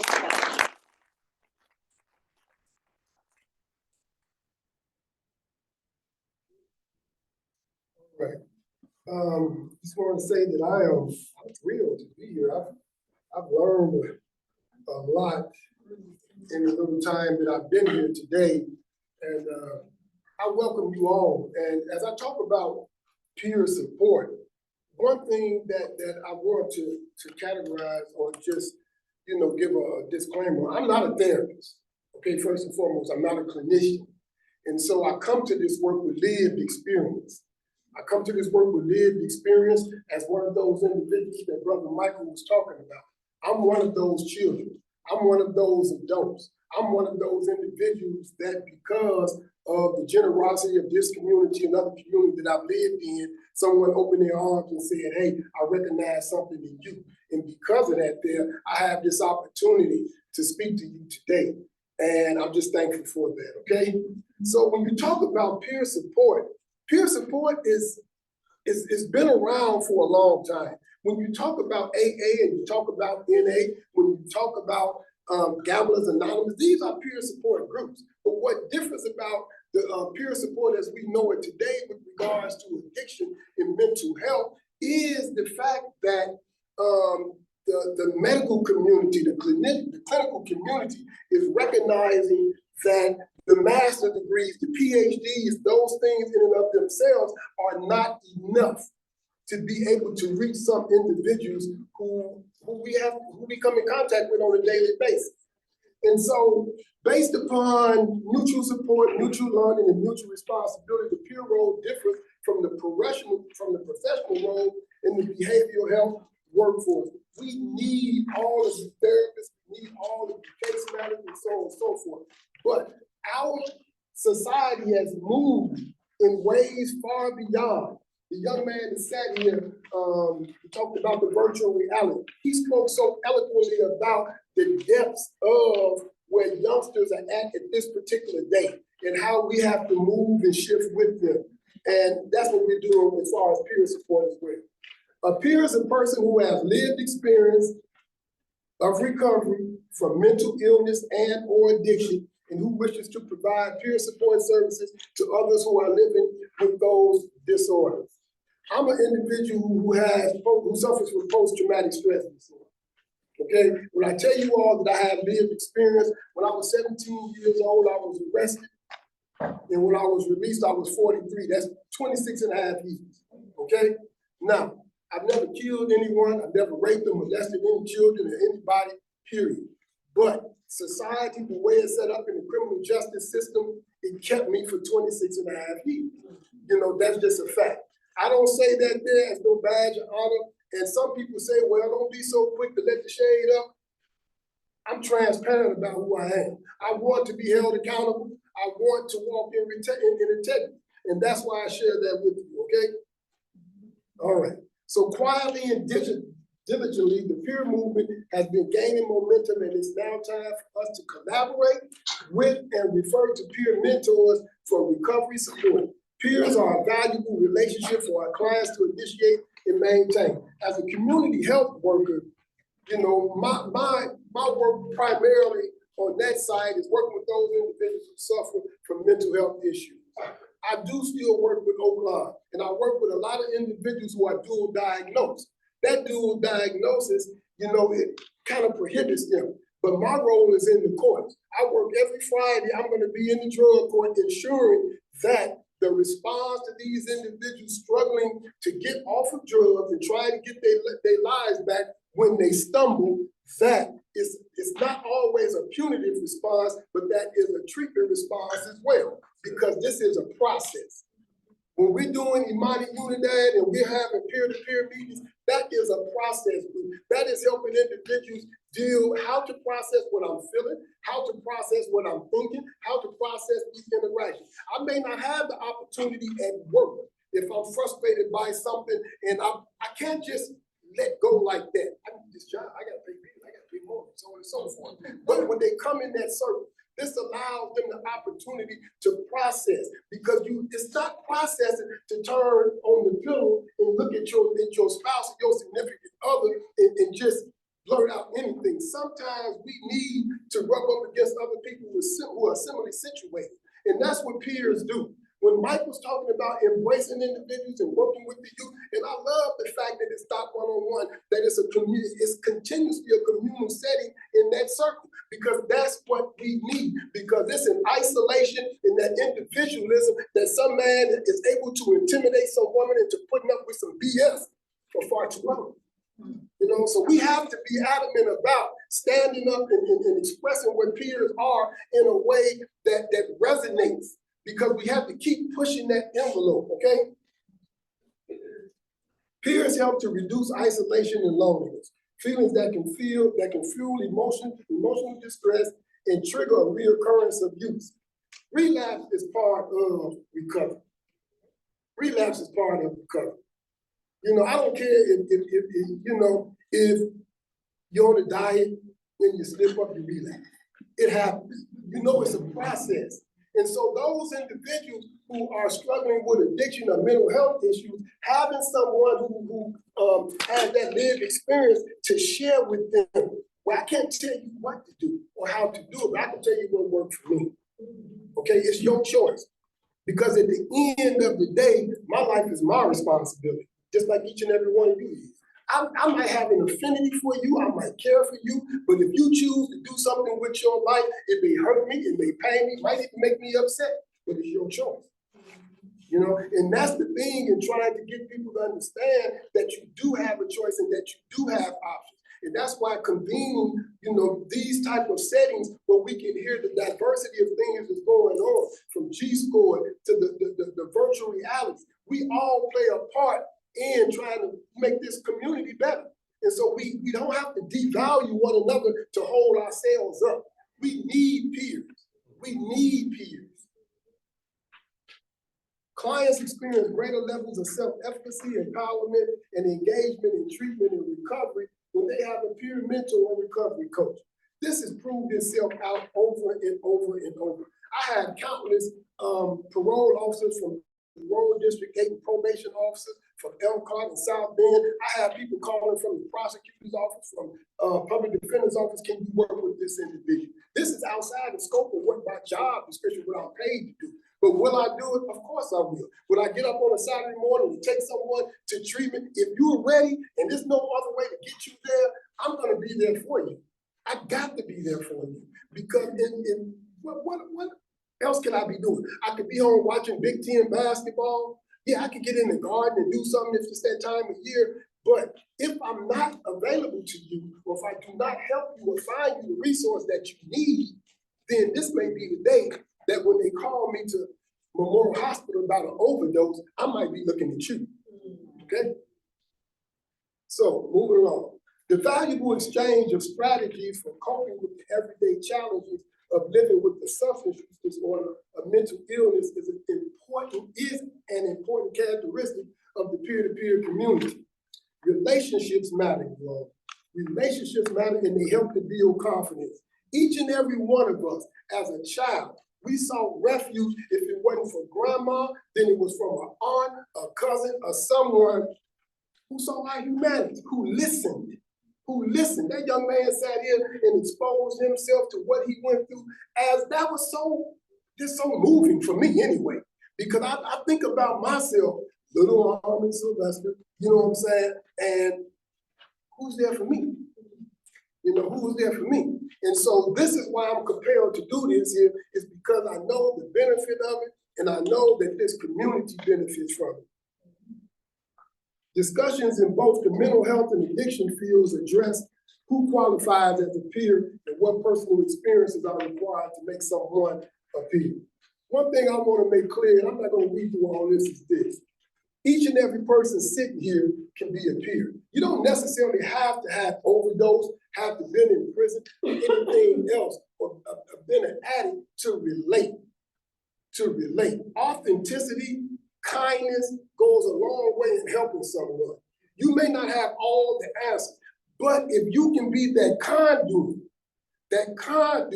to get a person who is suffering the opportunity to say, hey, can you help me? Can you connect me with something? That goes a long way.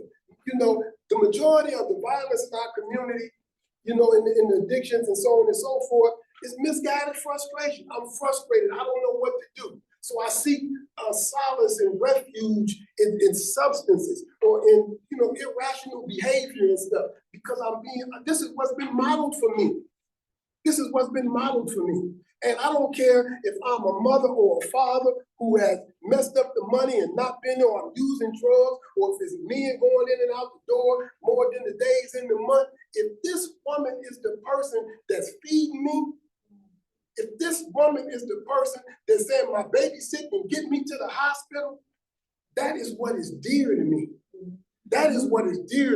And so when we try to work with youth, and so it is so important that you're doing the family aspect of it as well, because I can tell a child all day long, you can do better. But her hero, his hero is that person that is providing sustenance, okay? All right. Is it critical, for instance, that a peer has experienced hospitalization or detoxification? It doesn't have to be that way. Yeah, that realness, that experience is always a qualitative thing. You want that. If something's wrong with my car, I mean, you may be a civic engineer, you got an engineering degree, but what do you know about motors, about this car? You know what I'm saying? So we got to be, you know, but it doesn't mean that you can't help them. You see what I'm saying? Just that person who has been trained in that there can be of more value to me. All right. A peer is and does. This is very important here, because when I started off this conversation, I told you all I was not a clinician, I am not a therapist. Okay, I'm an advocate. I'm a person that cares about humanity, you know, and I'm gonna segue real quick and bear with me. I went to prison for a violent crime as an adolescent. I was in prison for 11 years. I came back to court, I was talking to my sister, and she was all erratic and emotional, and someone had assaulted my mother. You know, and I didn't know how you know, if they hurt her, if they beat her, which is in Chicago and stuff, so I know what goes on. It was at that time that I had conviction. Not in the courtroom, it was at that point I had conviction. Here it is, I've been in prison at that time for 10 or 11 years, you know, living with murderers, you know, death row people and everything else.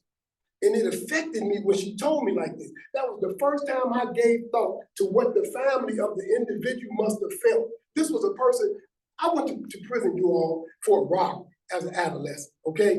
And someone got injured. And so I could just, at that point, I started thinking about, wow, them people there, they don't live my type of lifestyle, so I wonder how did that affect them when they got that call and it shattered their existence.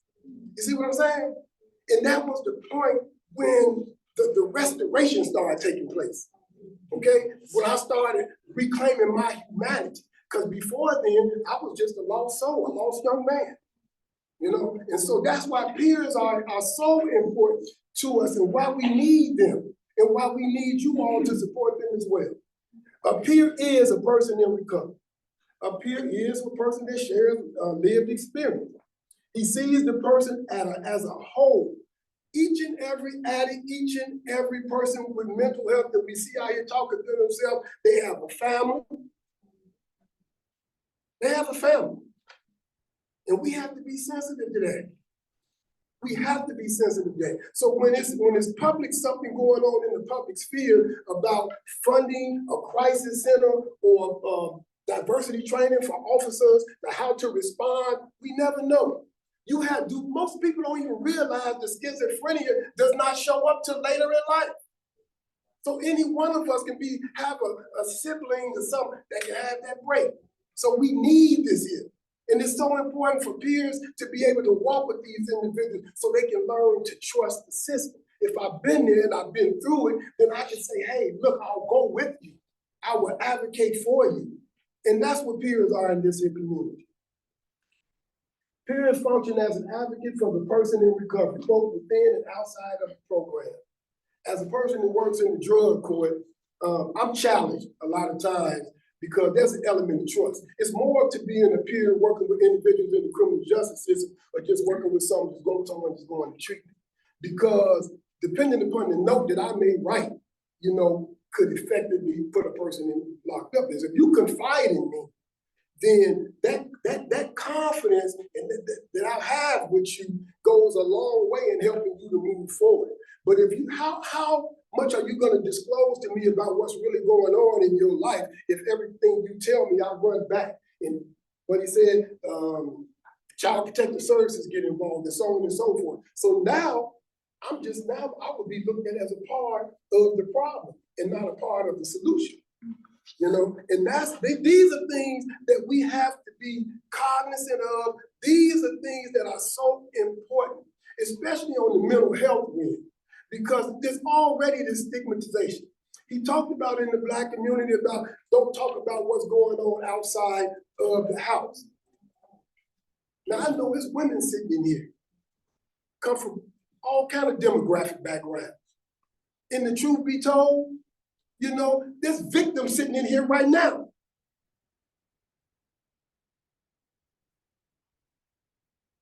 What we are not. Peers are not, or they do not give professional advice. They are not an expert or an authority figure. We aren't that. We can refer, we can identify resources and help connect people to these resources, but we have to be careful. Some folks have been so pushed down in their life that when they do embrace the role of a peer, their head explodes though. And they think, oh, I'm a physician. What you suffering from is this, that, and the other. You're not qualified to do that. You know, that's misleading. You know, that's misleading. You know, and there are so many people who are walking around with issues, even in workplaces. We don't know what's going on. That's because of stigma. And people are afraid because they say, well, I'm a professional. I have a family. I should know what to do. But stress, anxiety, life can pull at you in ways that you need to talk with somebody. We need one another, okay? Peers we do not do tasks for the person. I believe in self-efficacy. Early on, I'm gonna help you get to where you need to go, get plugged with the therapist, how to locate the resources that you may need. But at a certain point, I'm gonna say, well, here's your bus pass, here's the thing, you need to, you know, do this here, because when you were out there in your nonsense, you found a way to get everything done. You see what I'm saying? You know, so we just got to be real about that. You know, we do not, you know, another thing that we don't provide basic necessities such as a place to live. You know, I might be compelled and hurt by the fact that because of your own, you know, faults or whatever, that you lost your place of dwelling. And I can try to connect you with some places, you know, but it's not my responsibility to say, okay, look, you can sleep in the empty room over here. You know, there are ethics involved in this here. And we are peer professionals. We've moved beyond just a novelty. We are not a novelty. We take our jobs very seriously. We are very instrumental in helping people move. I don't care if it's, if they're in mental health, if it's addictions, whatever it may be. Each and every one of us, each and every one of you is a peer. You may not serve that role professionally, but you appear to someone. And that's a wonderful thing. That's a wonderful thing. So we need to pay attention. I was in Minnesota, and I remember I met this old man, and his name was El Kati. And he said that the children are always watching. They're always watching. And just like Maya Angelou said, I may not remember what you did, but I'm always remember how to make you feel. So let's try to make somebody feel better about themselves and help them up. Thank you.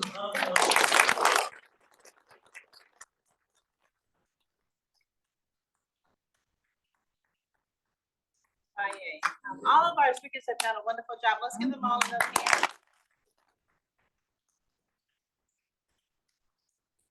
I say thank you to Jan. And our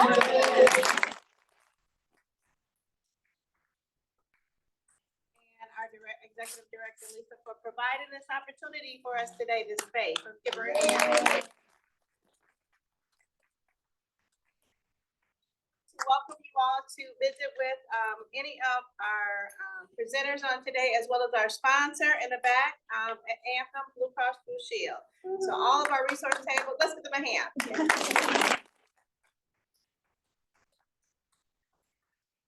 to do that. What we do want to ask you all, please, to take time. We value your feedback. I think today was just wonderful, but we hope that you can give us, that you would take just a few minutes to do our evaluation. Also, all evaluations that are completed by 6 a.m. will have a chance to win a prize. So hopefully that's a, thank you, I love that. There's always an incentive that makes it a little better.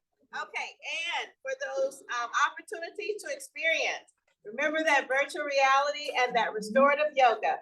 Restorative yoga is in room B, right down the hall, and virtual reality will be in room E. So we have completed what we have for you today, but we want to offer you the opportunity to visit with our presenters or to go down and have some experiences. Thank you all for joining us today.